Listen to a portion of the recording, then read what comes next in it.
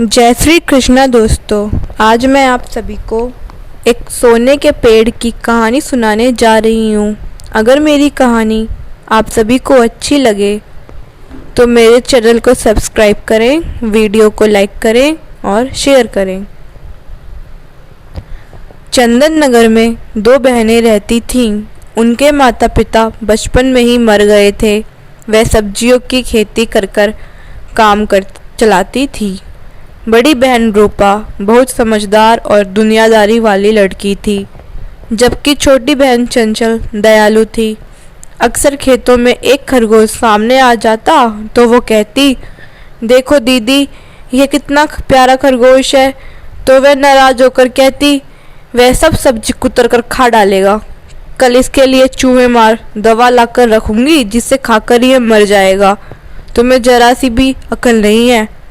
इस तरह से अक्सर दोनों बहनों में झड़प हो जाती थी। रूपा को यह बिल्कुल बर्दाश्त नहीं था कि उसकी फसल को कोई नुकसान पहुंचाए। इस समय खेत में मीठे मीठे भुट्टे लगे हुए थे। दोनों बहनें खेत पर पहुंची। उन्होंने देखा छोटी छोटी चिड़ियां भुट्टों के दानों को खा रही थीं। यह देखकर रूपा चिल्लाई, देख चंचल, ये छोटी छोटी चिड़ियाँ आती हैं और भुट्टे के दाने को खाकर उड़ जाती हैं। जल्दी से गुलेल लाओ, मैं इन्हें मारती हूँ। चंचल बोली, नहीं दीदी, ऐसा मत करना, उनके चोट लग जाएगी। रूपा गुस्से से बोली, तुम बड़ी इनकी देखभाल करने वाली हो और हमारे भुट्टों की फसल नष्ट हो जाएगी तो हमें कितना नुकसान होगा, उसका क्या। चंचल, हो जाने दो दीदी, लेकिन ये बेचारी छोटी छोटी चिड़ियाँ कितनी प्यारी लग रही हैं। आप तो वैसे भी इन्हें भुट्टे खाने के लिए डाल दीजिए। रूपा बोली, डाल तो हम सब कुछ देंगे, फिर हम क्या खाएंगे। यह सुनकर चंचल उदास हो गई। उसने गुलेल तो रूपा को नहीं दी, लेकिन वह जानती थी कि रूपा मानेगी नहीं और उन छोटी छोटी रंगीन चिड़ियाओं को मार डालेगी। दूसरे दिन दोनों बहनें अपने घर में बैठी खाना बना रही थीं। तभी उसके यहाँ कुछ लोग आए। उनमें से 3 सुंदर लड़कियाँ, एक लड़का और उनके माता पिता थे। लड़कियाँ खूबसूरत रंग बिरंगे कपड़े पहनी थीं। लड़का मोटा सा था और खरगोश की शक्ल का लगता था। उसे देखकर हंसी आती थी। वे बोले, तुम्हारी हमारे यहाँ दावत है। रूपा बोली, मैंने तो तुम्हें पहले कभी नहीं देखा, तुम्हारा घर कहाँ है। वे बोली, जहाँ तुम्हारा भुट्टे का खेत है वहाँ से 2 खेत और आगे जाना, उसके आगे तुम देखोगे कि हमारा घर है। रूपा बोली, तुम लोग मुझे कैसे जानते हो।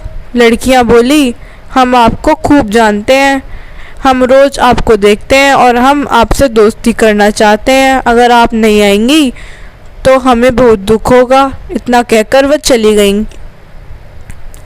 दूसरे दिन चंचल बोली, चलो दीदी, वहाँ तो आज दावत है, आज खाना नहीं बनाएंगे। रूपा बोली, हूँ, शक्ल देखी थी उनकी, कितने गरीब लोग लग रहे थे, क्या खिलाएंगे हमें। चंचल बोली, होगा दीदी, चलो ना, कितने प्यार से कह रही थी, चलो ना प्लीज़, मेरे साथ चलो, थोड़ा घूम फिर आएंगे। रूपा बिना मन के उसके साथ गई। अपनी सब्जी और भुट्टो वाला खेत पार करके थोड़ी दूर जब वे पहुंची तो वहाँ वात्सव में एक झोपड़ी नुमा मकान था। रूपा को आश्चर्य लग रहा था कि इससे पहले उसने कभी वह झोपड़ी नहीं देखी थी। वह दोनों झोपड़ी के अंदर गईं तो वह लड़कियां, लड़का और उनके माता पिता बैठे हुए थे। उन दोनों बहनों को देखकर वह बहुत खुश हो गए। उन्होंने कहा, आओ आओ दीदी, यह तुमने बहुत अच्छा किया जो चली आई, हमें बहुत खुशी हुई। ऐसा कहकर उन लोगों ने दोनों बहनों के लिए बैठने के लिए आसन डाला, फिर उनको मीठा मीठा शरबत ला कर दिया। इसके बाद वे लोग उन दोनों के लिए भोजन परोसने लगे। खाना बहुत ही स्वादिष्ट था, लेकिन साधारण था, जिसे देखकर गुस्से में रूपा का पारा चढ़ गया। लेकिन वह अपनी बहन चंचल को बहुत प्यार करती थी, इसलिए उसने बेमन से ही सही लेकिन थोड़ा सा खाना खा लिया। लेकिन यह उसे अपनी बेइज्जती लग रही थी कि जब खिलाने का सामर्थ्य नहीं था तो यहाँ बुलाकर खाना खिलाने की क्या ज़रूरत थी।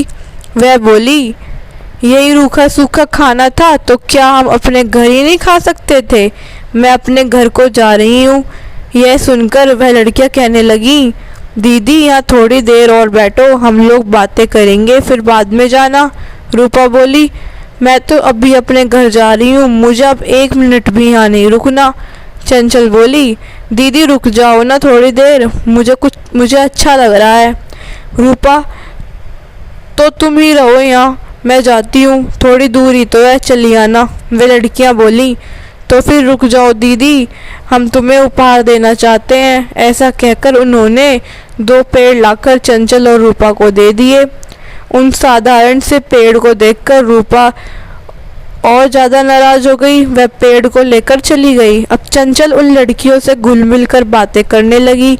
उनमें से एक लड़की बोली, दीदी तुम इस पेड़ को अपने घर पर जाकर लगाना। इस पेड़ को हम सभी लोगों ने बड़े प्यार से आपको दिया है, ये बहुत अच्छा निकलेगा, बाद में आप देखना। चंचल उनकी बातें सुनकर बहुत खुश हुई। उसने कहा, ठीक है, मैं लगा दूंगी। चंचल ने देखा कि वह सभी लोग बार बार ऊपर की ओर देख रहे थे। उसने देखा झोपड़ी की छत पर एक बहुत भारी गुलेल टकी हुई थी और एक किनारे पर बड़ा सा पैकेट रखा था जिस पर लिखा था चूहे मारने की दवा। चंचल बोली, वहाँ तुम लोग क्या देख रहे हो और वे दोनों चीज़ें क्या हैं, उससे तुम लोग इतना क्यों परेशान हो रहे हो, और वे दोनों चीज़ें क्या हैं। तो वह लड़का बोला, दीदी ये चूहे मार दवा है, ये हम लोगों को मारने के लिए है। हमेशा हमारे मन में यह डर रहता है, इसी को देखकर हम लोग डरते रहते हैं। तभी वे लड़कियां बोली, यह गुलेल है हम लोगों को मार डालने के लिए। चंचल बड़े आश्चर्य में आ गई। वह बोली, भला तुम लोग इतने प्यारे हो, तुम्हें कौन मारेगा, ऐसा कौन दुष्ट है। उसके इतना कहते ही जादू हो गया। उसने देखा वह मोटा सा लड़का खरगोश बन गया और वे लड़कियां और उनके माता पिता रंग बिरंगी चिड़िया बन गए। वे लोग बोले, दीदी हम आपके खेत में और आसपास के खेतों में खाकर अपना जीवन गुजारते हैं, तभी तो हम लोग आपको जानते हैं। वह खरगोश बोला, दीदी आपने तो मुझको कई बार बचाया है, नहीं तो मैं तो अब तक चूहे मार दवा खाकर मर जाता। बाप रे, तुम्हारी दीदी तो बहुत खतरनाक है।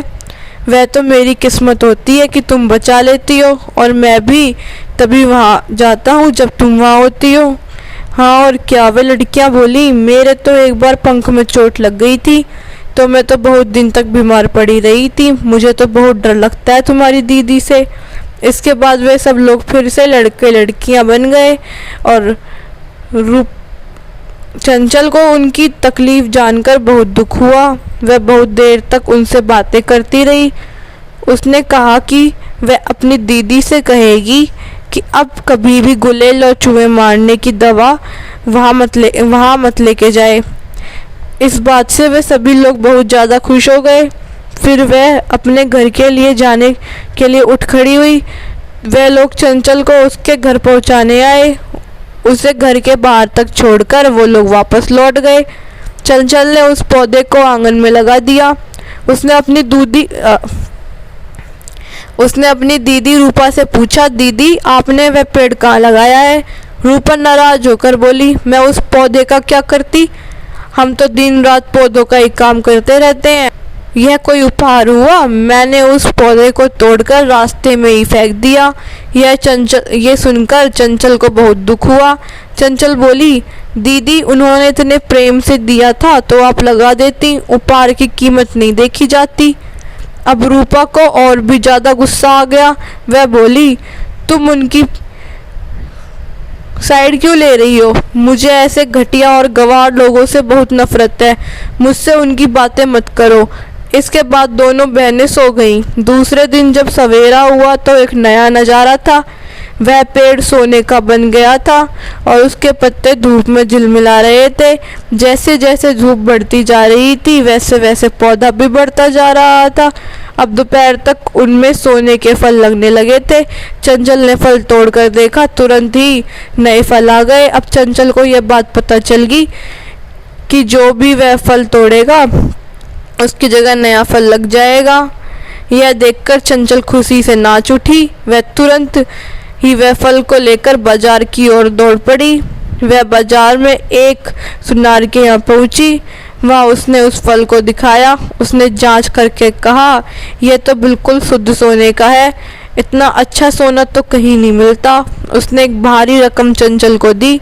चंचल ने एक साथ इतने रुपए तो कभी नहीं देखे थे। वह रुपए लेकर घर आई और उसने जब रूपा को रुपए दिए तो रूपा की आंखें आश्चर्य से फटी फटी रह गईं।